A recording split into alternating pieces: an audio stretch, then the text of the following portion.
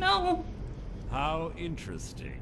It appears Gallus's history has repeated itself. Carlia has provided me the means to be rid of you, and this ancient tomb becomes your final resting place. But do you know what intrigues me the most? The fact that this was all possible because of you. Farewell. I'll be certain to give Brynjolf your regards.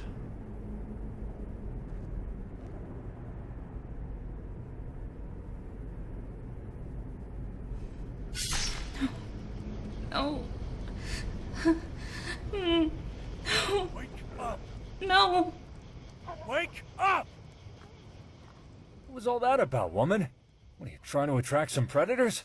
You know what, don't answer. I don't want you getting the idea that I care or something. What?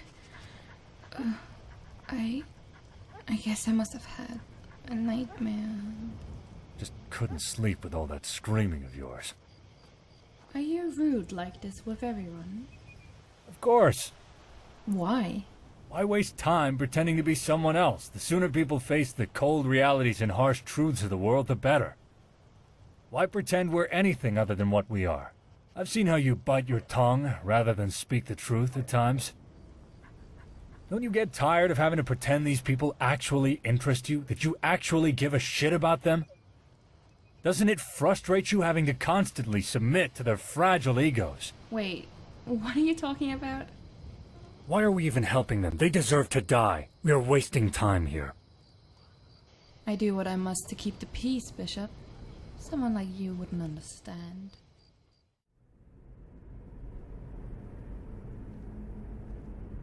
Do you honestly think your arrow will reach me before my blade finds your heart? Give me a reason to try. You're a clever girl, Carlia. Buying Golden Glow Estate and funding Haunting Brew Meadery was inspired. To ensure an enemy's defeat, you must first undermine his allies. It was the first lesson Gallus taught us. You always were a quick study. Not quick enough, otherwise Gallus would still be alive. Gallus had his wealth and he had you. All he had to do was look the other way. Did you forget the oath we took as Nightingales? Did you expect him to simply ignore your methods? Enough of this mindless banter. Come, Carlia.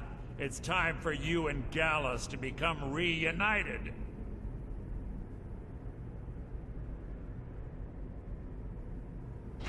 I'm no fool, Mercer. Crossing blades with you would be a death sentence. But I can promise the next time we meet, it will be your undoing.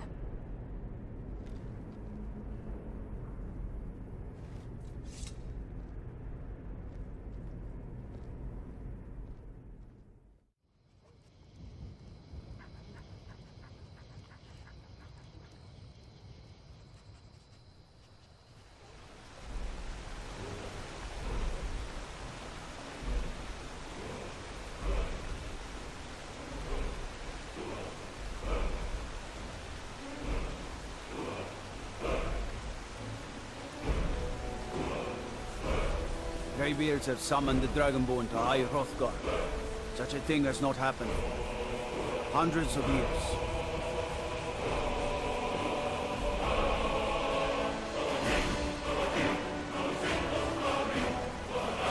I've been to Iverstead a few times.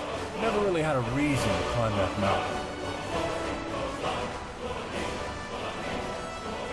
By the gods, it's true, isn't it? A dragon has attacked Whitecrown. How could mere men bring down such a beast?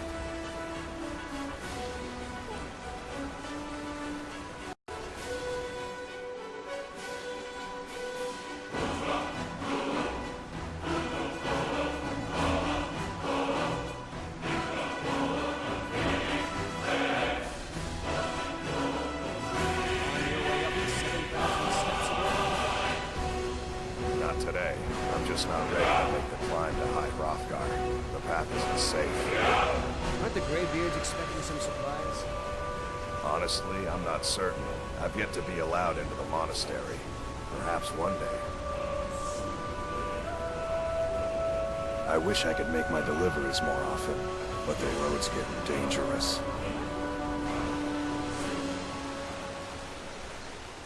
Please tell me that's just some sort of mental condition.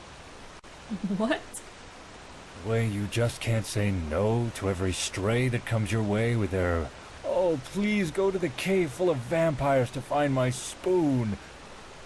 Or my great-great-gramps left his favorite rocking horse in the ancient burial crypt, and he's desperate to have it back now at death's door requests. After which you forget everything and everyone and run off to do their bidding. I do as I wish. Don't ever try to tell me what to do. No, darling, that kind of blind trust is called stupidity. And I do hope you'll come to understand that before you wind up giving your life for the dying wish of some old fool.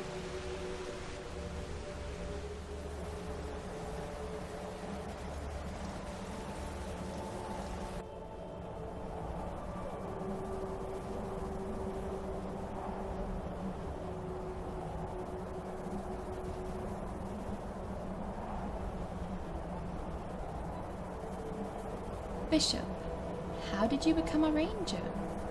And the sudden interest. Why the sudden suspicion? Because no one ever asks me something like that without another motive behind it. Ah, fine. How did I become a ranger? Like why anyone else sells themselves. I was raised with the skills. The difference is that I was taught them to survive, not for profit. Not an honest kind of profit anymore. I started ranging about 7 years or so before we met. Word got around I could track runaways or hunt meals for fat, lazy nobles. Whatever. I didn't plan on it, but they had gold and I had a bow, so I became their ranger. What about the illustrious woman before me? You're so nosy about my life.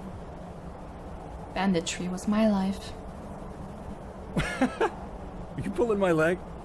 Damn, we've never met, have we?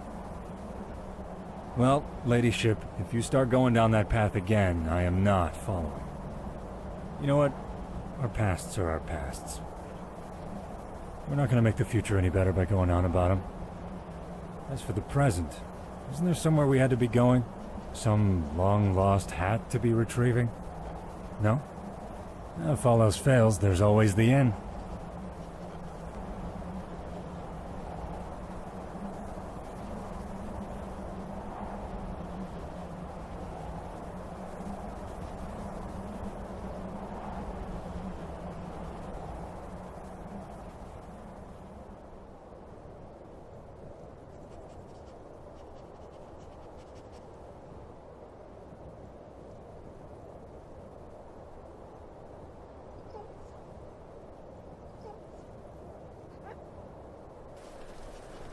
Wow.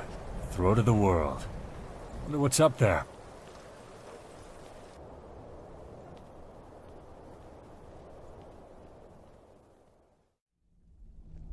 So, a Dragonborn appears at this moment in the turning of the age. We will see if you truly have the gift. Show us, Dragonborn. Let us taste of your voice. Dragonborn, it is you. Welcome to High Hrothgar. I am Master Angir. We are honored to welcome a Dragonborn to High Hrothgar. We will do our best to teach you how to use your gift in fulfillment of your destiny. Roll.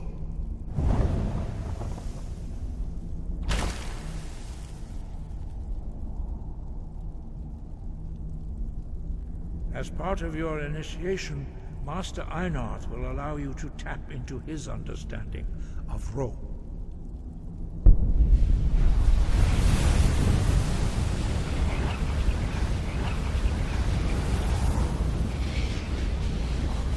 Now, let us see how quickly you can master your new Thum. Rosa! Fus? Impressive. Your Thum is precise.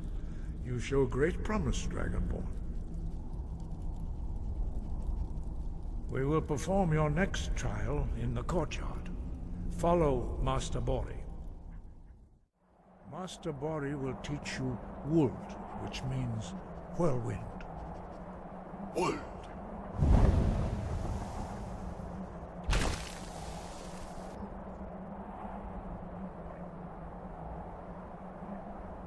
Approach Master Bori and he will gift you with knowledge of Wold.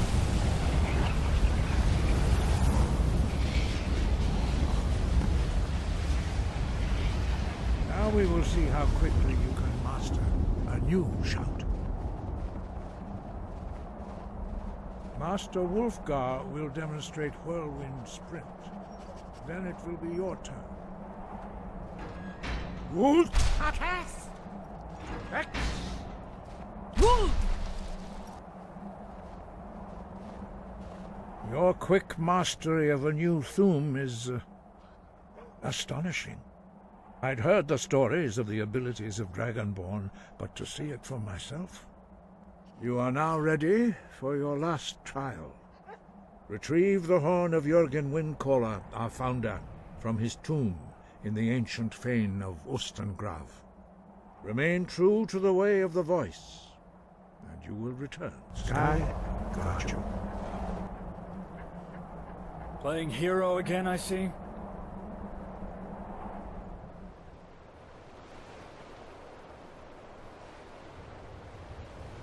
Nice knife. Is it even sharp? Where did you get it?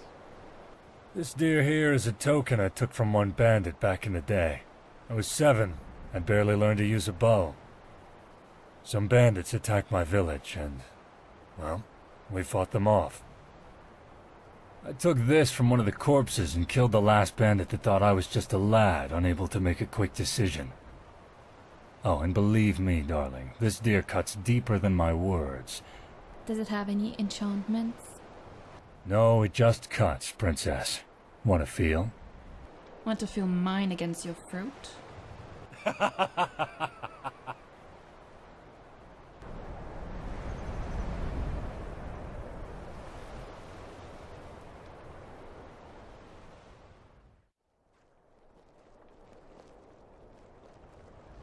bet a few drinks would keep this cold away. Care to join me?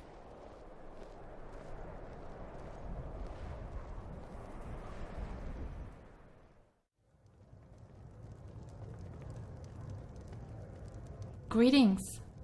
Our hero, claims a warrior's heart. I tell you, the Dragonborn comes. The voice-wielding power of the ancient Nord art.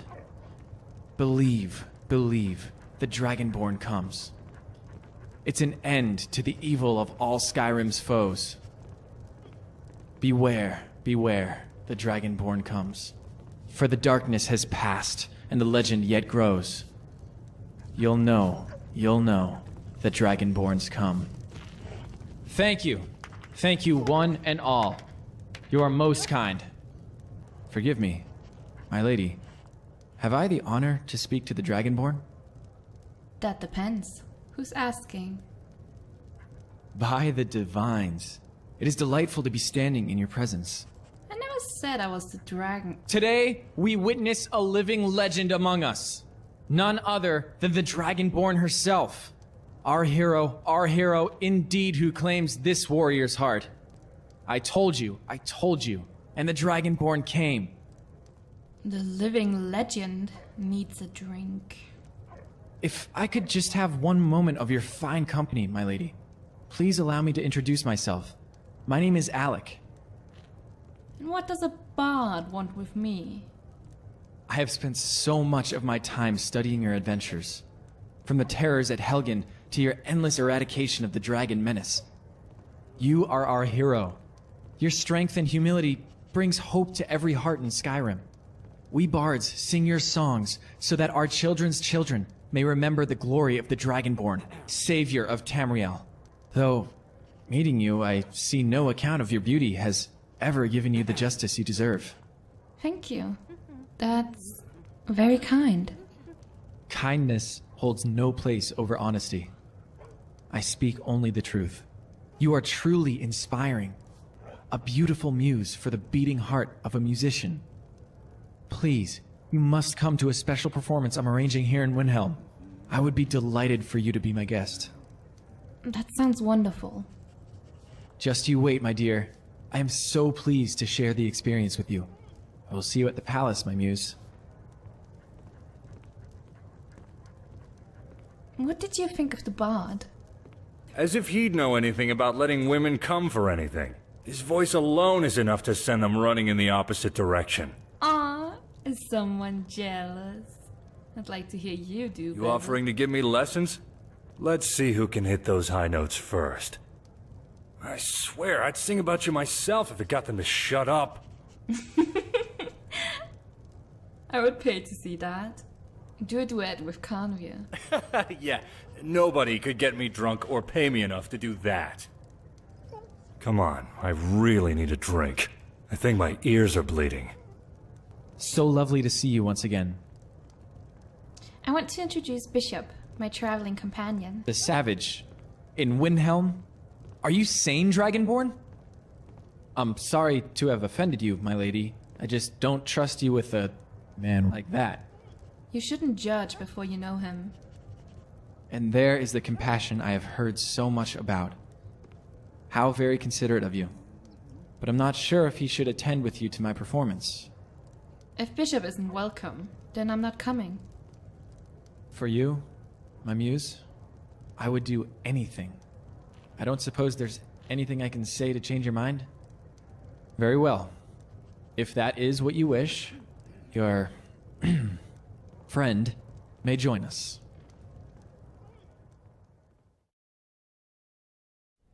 Lady Nocturnal, we accept your terms. We dedicate ourselves to you as both your avengers and your sentinels. We will honor our agreement in this life and the next until your conditions have been met. Very well. I name your initiates Nightingale, and I restore your status to the same, Carlyle. And in the future, I'd suggest you refrain from disappointing me again.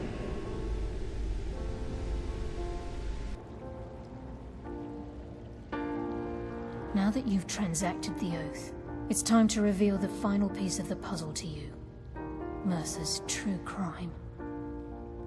Mercer was able to unlock the Guild's vault without 2 keys because of what he stole from the Twilight Sepulchre, the skeleton key. By doing this, he's compromised our ties to Nocturnal and, in essence, caused our luck to run dry. If the key isn't returned to its lock in the Twilight Sepulchre, things will never be the same for the Guild. Before we depart, Brynjolf has some business to discuss. I suggest you listen to him. Listen, lass. There's one last piece of business we need to settle before we go after Mercer. The leadership of the Guild. Carlyle and I had a long discussion before you arrived here. Thanks to your efforts, Mercer's treachery has been exposed. After we deal with him, all that remains is restoring the Guild to its full strength. As a result, we both feel that you have the potential of replacing Mercer as leader of the Thieves' Guild. Well, we have a bit of an errand to run before your coronation, so don't get sentimental on me now. When this is all over and Delvin's contacts assure me that we've regained our footing in Skyrim, we'll handle the details. Until then, we have quite the task ahead. Pa said that you'll both still love me no matter what I am. That's true, right? Even if I don't become a hero and I'm a thief or a painter? And don't worry, I'll still love you if you grow up into something else too. What about a bunny? A huge mama bunny would be so cool.